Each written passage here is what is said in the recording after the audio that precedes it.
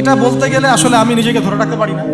ইসলামের ইতিহাসের সবচাইতে মর্মান্তিক যুদ্ধ হচ্ছে মুতার, সবচেয়ে মর্মান্তিক। বদর, উহুদ, খন্দক, খায়বার যত যুদ্ধ আছে এগুলো যুদ্ধ অনেক বড় মাপের। মুতার যুদ্ধের প্রেক্ষাপট এবং সিচুয়েশনটা সম্পূর্ণ ডিফারেন্ট। এখানে আপনাদেরকে আমি 3 জন শ্রেষ্ঠ বীরের মহাকাব্য শোনাচ্ছি। কয়জন?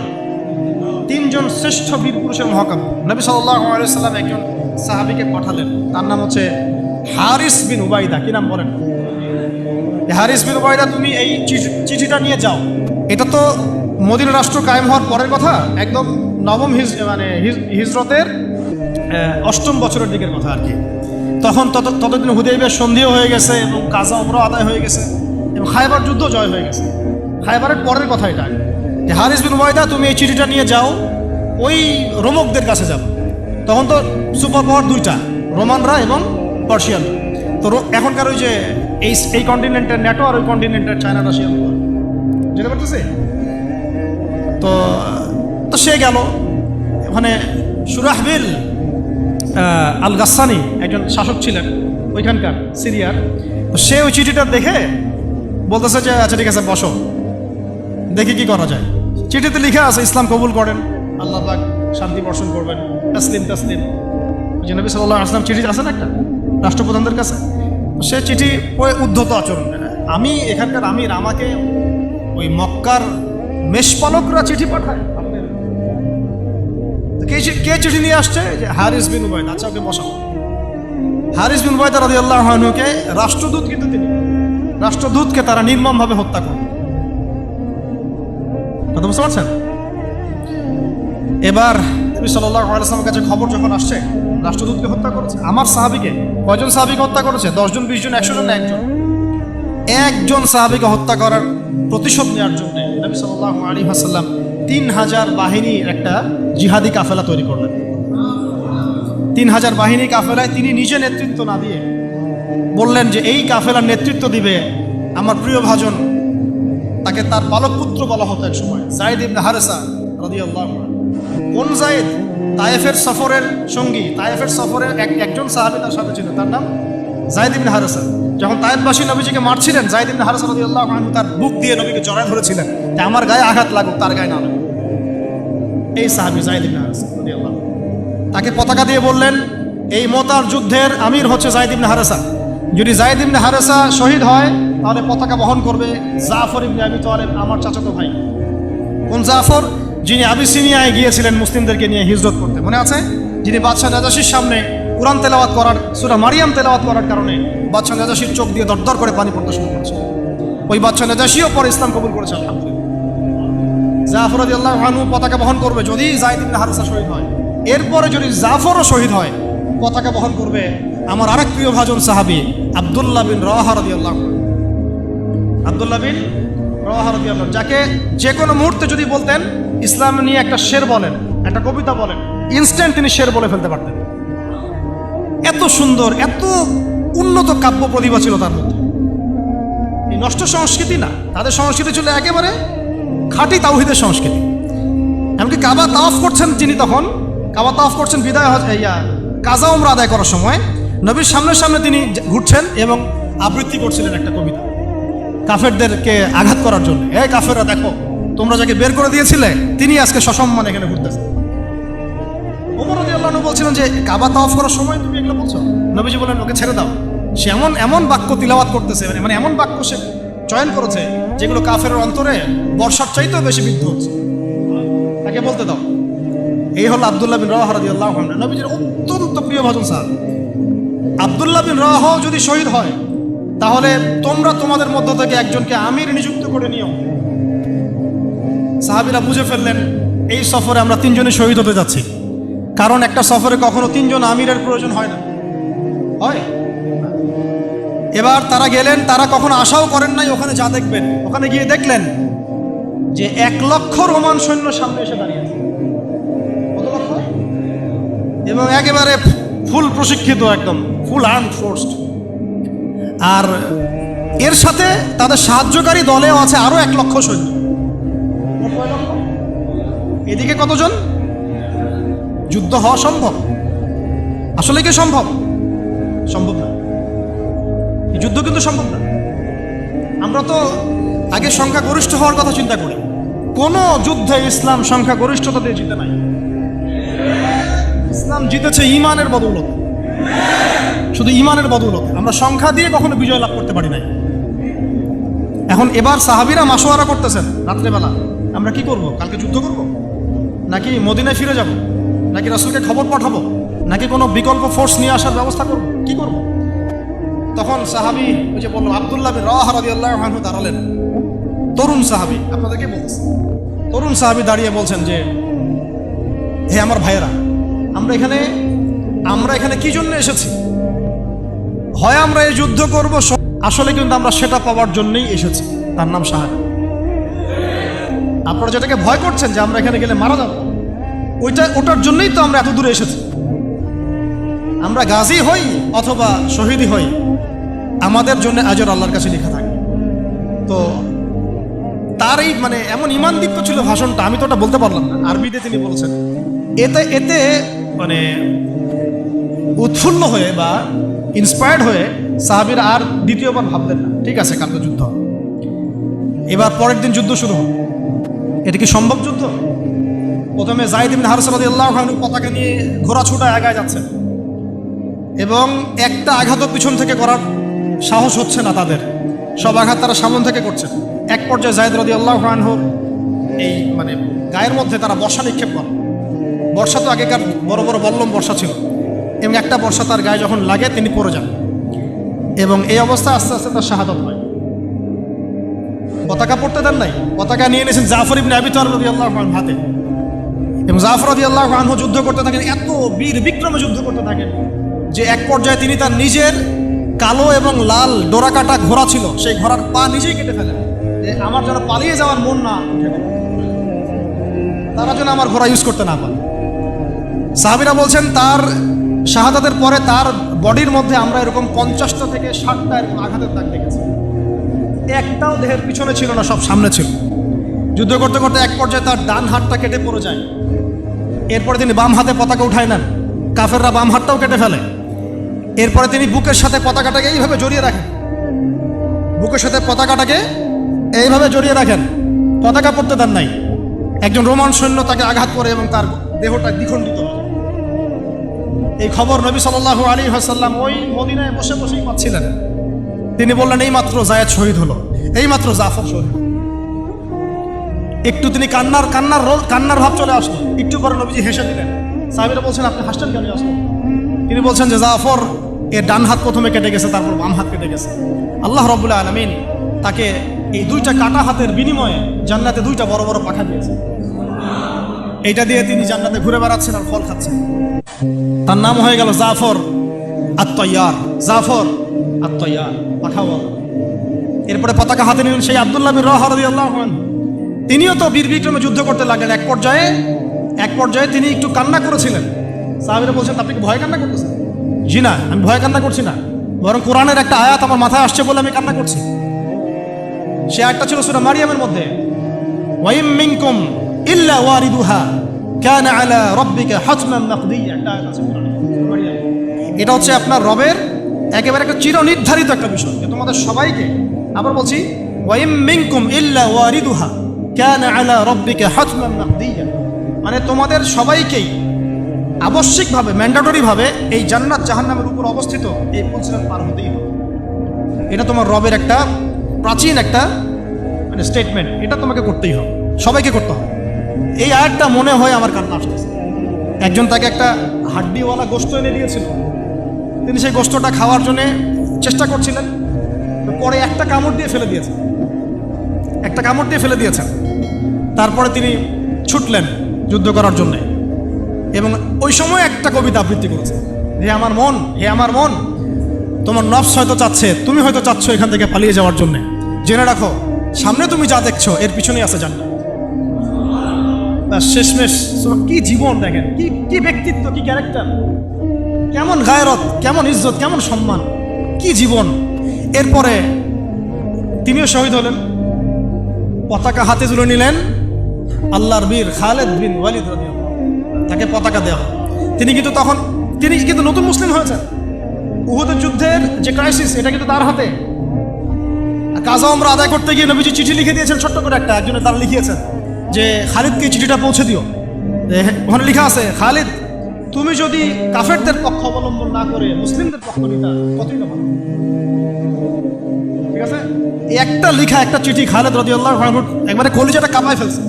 তিনি মক্কা থেকে মদিনায় গিয়ে নিজে ইসলাম কবুল করে আসছেন এবং নবী সাল্লাল্লাহু আলাইহি ওয়াসাল্লাম তাকে কিন্তু আন্ডারস্টিমেট করেন নাই। তার হাতে উল্টা তরোয়াল উঠাই দিয়ে বলছেন যে আজকে থেকে এই তরোয়াল তোমার এবং তোমার নাম হচ্ছে সাইফুল্লাহ, তুমি আল্লাহর তরবারি। এরপর থেকে তিনি প্রায় 80-90টা যুদ্ধ করেছেন, সবগুলোতে জয়লাভ করেছেন। ওই খালিদ রাদিয়াল্লাহু আনহু পতাকা তুলে নেন মোতার যুদ্ধে।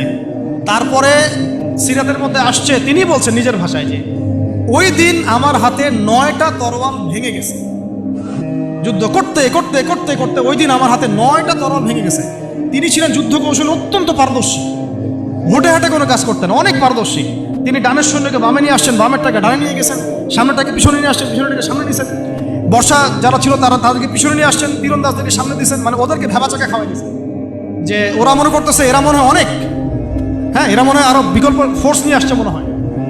ওরা আস্তে আস্তে পিছনের দিকে যাওয়া শুরু করতেছে, আর এদিকে মুসলিমরা একটু একটু করে সেফ জোনে আসার চেষ্টা করতেছে পিছনে।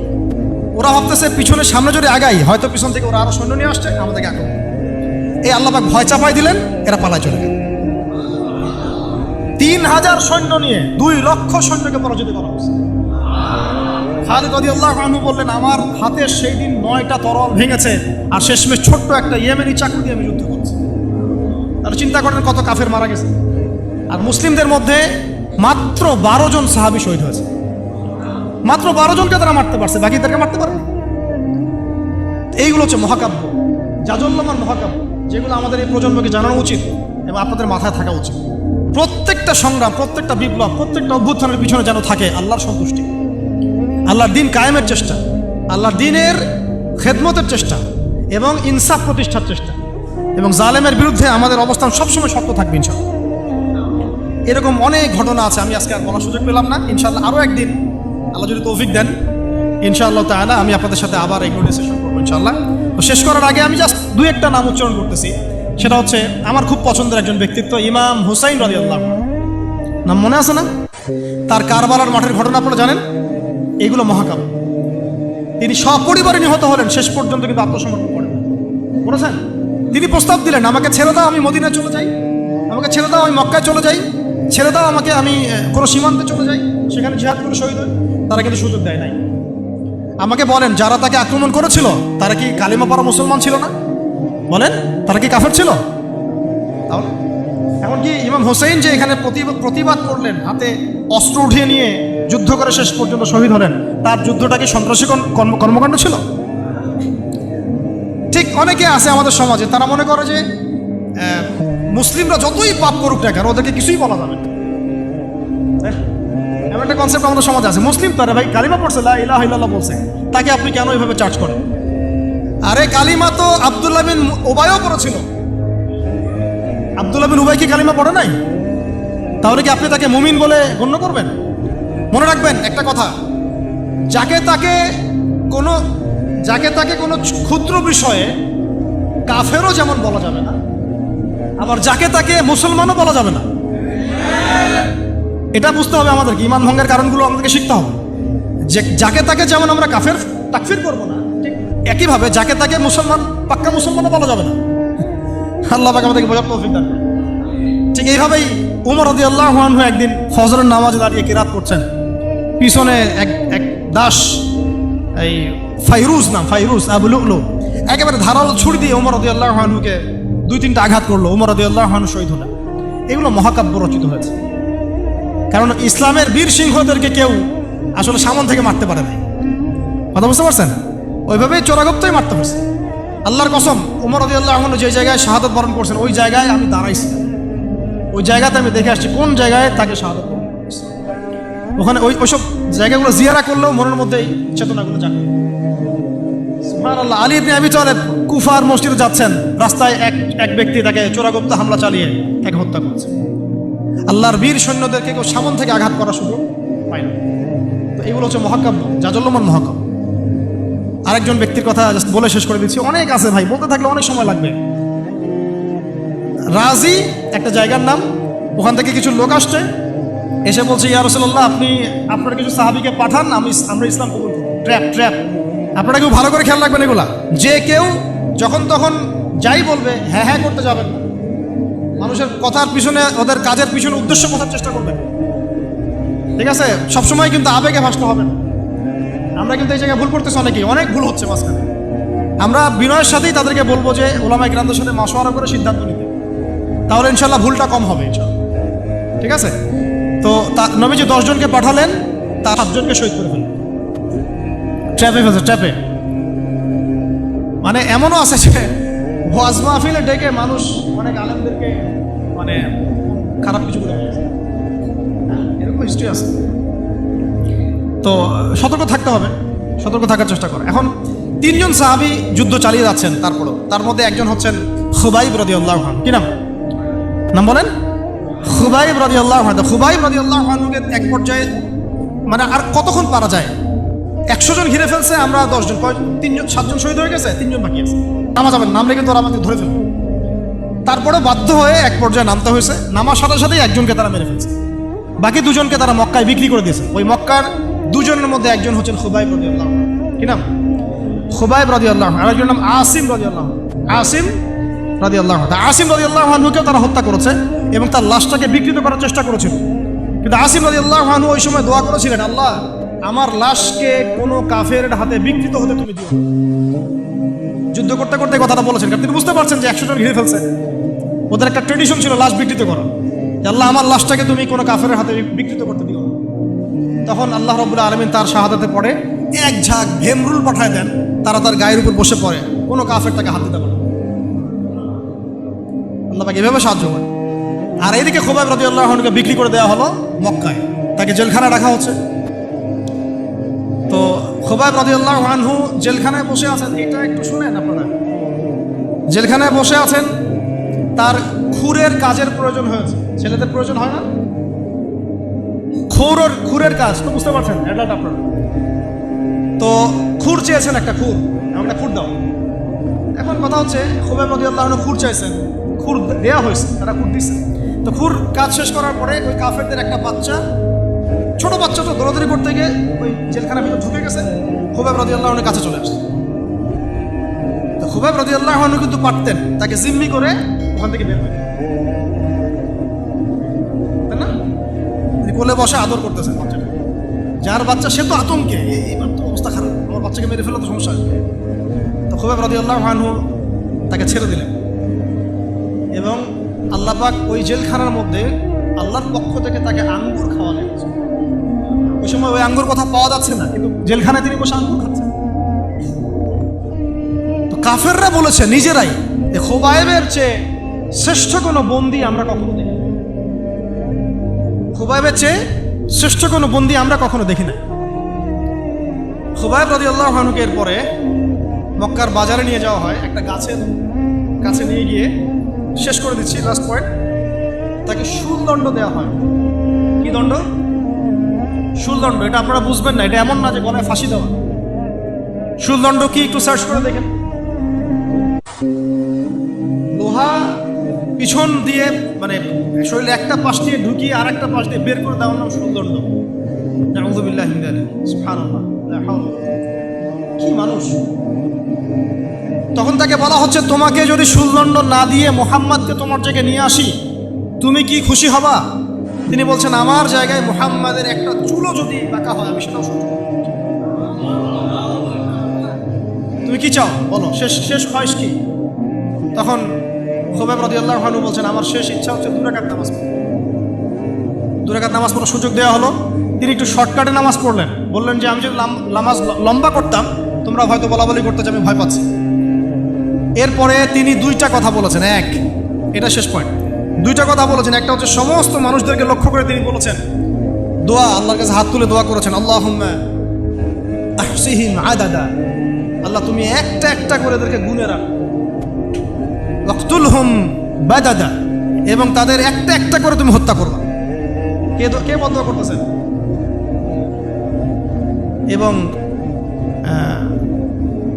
কি শেষে একটা লাইন আছে, ওয়ালা তাতরুক মিনহুম আহাদ, আল্লাহ তুমি তাদের একজনকেও বাকি রেখো না। তুমি সবগুলোকে আল্লাহ তুমি একটা একটা করে করতে। পরবর্তীতে আসলে কিন্তু হয়েছেও তাই, বিভিন্ন সময় এরকম কনফ্লিক্ট হয়েছে। তো তবে কিছু কিছু মানুষকে আল্লাহ ইসলাম কবুলের সুযোগ দিয়েছেন শেষ পর্যন্ত হয়তো। এরপরে তিনি দোয়া করছে, এরপরে তিনি একটা কবিতা আবৃত্তি করেছিলেন, এটা আমাদের আজকের আলোচনার শেষ অংশ। ওই অবস্থায় তিনি কবিতা আবৃত্তি করছিলেন। এই কবিতাটা আমরা সবাই যেন মুখস্থ করার চেষ্টা করি। অনেক সিরাতে অনেকভাবে আসছে, আমি আমার মতো করে বলার চেষ্টা করছি। তিনি অনেক 12-14 লাইনের একটা কবিতা আবৃত্তি করেছিলেন। তার শেষের 4টা লাইনে তিনি বলেছিলেন যে ওয়ালাস্তু উবালি হিনা উকতালু মুসলিমান, আমি কোনো পরোয়াই করি না যখন আমাকে মুসলিম হিসেবে শহীদ করা হচ্ছে।